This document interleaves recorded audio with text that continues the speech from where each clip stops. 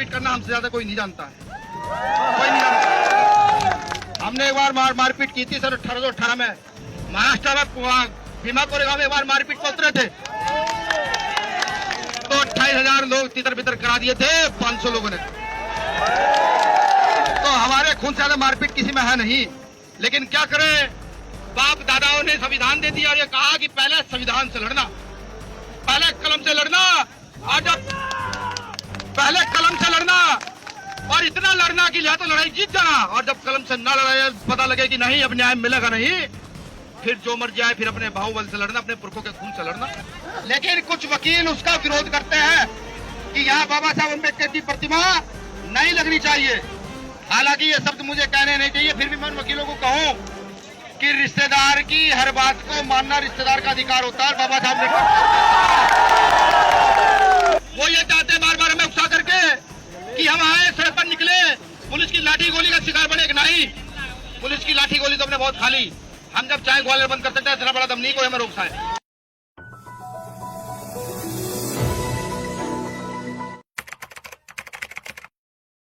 भारत की एक खंडपीठ, एक न्यायालय, उच्च न्यायालय के लिए चीफ जस्टिस साहब आदेश देते हैं कि वहां पर बाबा साहब अम्बेडकर की प्रतिमा लगनी चाहिए। लेकिन कुछ वकील उसका विरोध करते हैं कि यहाँ बाबा साहब अम्बेडकर की प्रतिमा नहीं लगनी चाहिए। हालांकि ये शब्द मुझे कहने नहीं चाहिए, फिर भी मैं वकीलों को कहूँ कि रिश्तेदार की हर बात को मानना रिश्तेदार का अधिकार होता है। बाबा साहब ने, आप उनकी बात नहीं मानना चाहते, ये गलत है। मैं उनको समझा रहा हूँ, ये गलत है, ऐसा मत कीजिए। रिश्तेदार की बात को मानिए, रिश्तेदार की बात को मानिए, क्योंकि रिश्तेदार का रिश्तेदार भी आपका रिश्तेदार निकलता है। कैन साहब भी दलित है। अभी एक वकील दिल्ली गया, दिल्ली जाकर कह रहा है कि वो कैन साहब दलित है। उन्होंने आदेश कैसे दे दिया? एक दलित चीफ जस्टिस ने बाबा साहब अम्बेडकर की प्रतिमा को लगाने का आदेश दिया। यानी कि वो ये कहना चाह रहा है किसी और जाति का व्यक्ति आदेश देता तो प्रतिमा लग जाती, लेकिन दलित चीफ जस्टिस ने आदेश दिया तो प्रतिमा नहीं लगेगी। हमने कहा बहुत अच्छी बात है।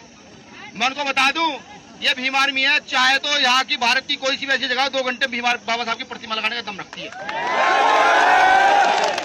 लेकिन बाबा साहब अम्बेडकर ने हाथ बांध रखा है। उन्होंने कानून दे दिया, संविधान दे दिया, कहा कि इसी से चलना है, इसी से चलना है।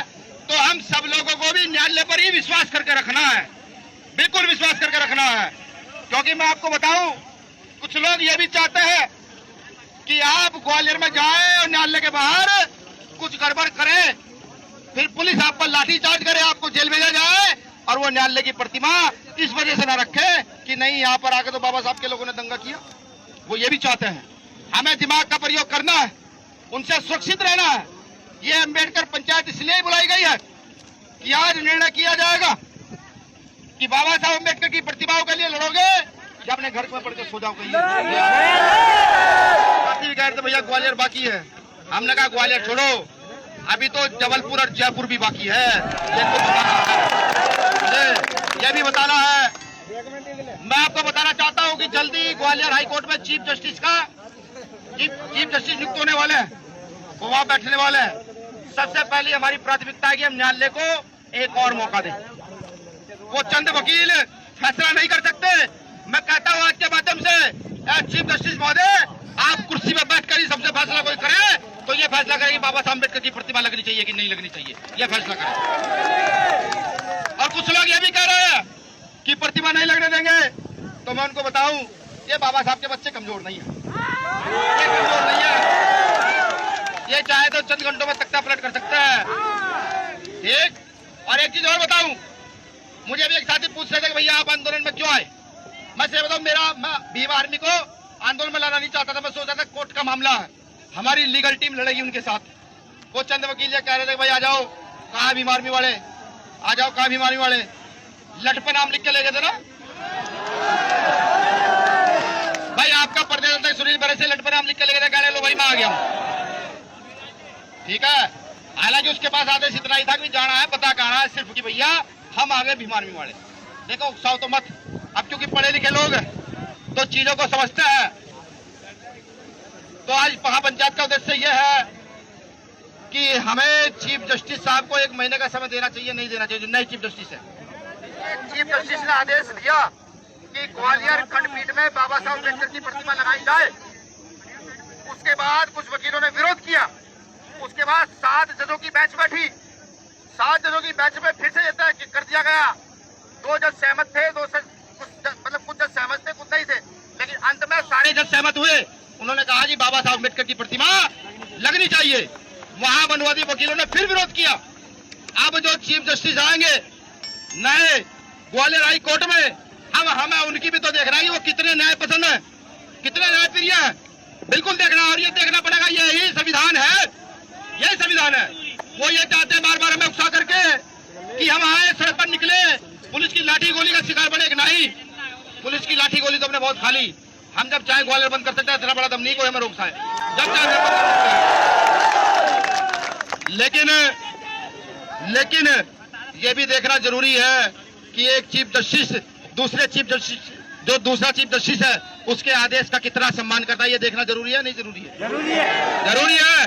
अभी एक वकील ने, मैंने बताया ना कि वकील ने कहा कि दलित चीफ जस्टिस, तो मैं ये भी देखना चाहता हूं कि क्या न्याय प्रक्रिया जिंदा है या मर गई है। अगर न्याय प्रक्रिया जिंदा है तो वहां डॉक्टर अम्बेडकर की मूर्ति लगेगी, और अगर न्याय प्रक्रिया मर गई है तो ये बीमारी वाला करके जाकर खुद मूर्ति लगाने का काम करेंगे हम लोग। लेकिन हमें अपनी बुद्धि और विवेक से काम लेना है। कोई हमें उकसाएगा तो हम उकसेंगे नहीं, कोई हमें डराएगा धमकाएंगे तो हम डरेंगे नहीं। हमें पहले सोचेंगे हमें करना क्या, पूरी रणनीति के साथ। जैसा आज प्रशासन के इतने जोर के बावजूद, इतनी गर्मी के बावजूद भी आप सब लोगों ने अपने संवैधानिक आंदोलन को मजबूत करने का काम किया। तो मैं ये चाहता हूं, मैंने जब भीम आर्मी के लोगों से बात की, सामाजिक संगठन के लोगों से बात की, अभी चीफ जस्टिस अपॉइंट नहीं हुए, मैंने कहा हमें उन्हें 1 महीने का समय और देना चाहिए। 1 महीने का समय क्या आप चाहते हैं दिया जाए न्यायालय को आदेश के लिए? 1 महीने का समय दिया जाना चाहिए? नहीं। अगर 1 महीने का समय दिया जाना चाहिए तो मैं ये भी घोषणा कर दूं कि फिर ये प्रतिमा जो बाबा साहब अम्बेडकर की हम लेकर आए हैं, ये प्रतिमा 1 महीने के बाद इसी प्रतिमा को लेकर मध्य प्रदेश के हर जिले जाएंगे और भारत के हर जिले इसको लेकर चलेंगे। 2 काम हम करेंगे। अगर न्यायालय ने हमें न्याय दिया,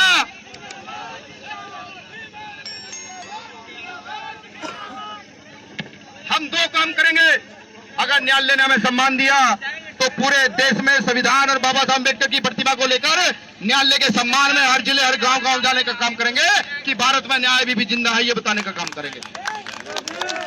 और अगर न्यायालय ने हमें सम्मान नहीं दिया तो हम ये भी बताने का काम करेंगे कि न्यायालय भी यार नेताओं के हाथ की कठपुतली बन गया है। फिर हम बाबा साहब अम्बेडकर की प्रतिमा को लेकर हर गली, हर चौक, चौराहे, मोहल्ले, हर प्रदेश में जाकर ये बताने का काम करेंगे कि न्यायालय भी अब हमारे पक्ष में नहीं रहा है, ये बताने का काम करेंगे। तो मैं आप सभी से उम्मीद भी करता हूं और ये निवेदन भी करता हूं कि ये जो बातें आज कही गई हैं, इन बातों को अपने मन मस्तिष्क में बिल्कुल सेट करके बिठा लीजिए। हो सकता है कोई आपको भ्रमित करने का काम भी जरूर करेगा, बिल्कुल करेगा। मैं उनको भी बताऊं जिन्होंने हमारे चंद कार्यकर्ताओं के साथ मारपीट करने का काम किया। मारपीट करना हमसे ज्यादा कोई नहीं जानता है, कोई नहीं जानता। हमने एक बार मारपीट की थी सन 1818 में महाराष्ट्र में भीमा कोरेगांव में एक बार मारपीट पर उतरे थे तो 28,000 लोग तितर बितर करा दिए थे 500 लोगों ने। तो हमारे खून से ज्यादा मारपीट किसी में है नहीं। लेकिन क्या करें, बाप दादाओं ने संविधान दे दिया और ये कहा कि पहले संविधान से लड़ना, पहले कलम से लड़ना, और जब पहले कलम से लड़ना और इतना लड़ना कि या तो लड़ाई जीत जाना, और जब कलम से ना लड़ाई पता लगे कि नहीं अब न्याय मिलेगा नहीं, फिर जो मर्जी आए फिर अपने बाहुबल से लड़ना, अपने पुरखों के खून से लड़ना। तो तैयारी रखो करके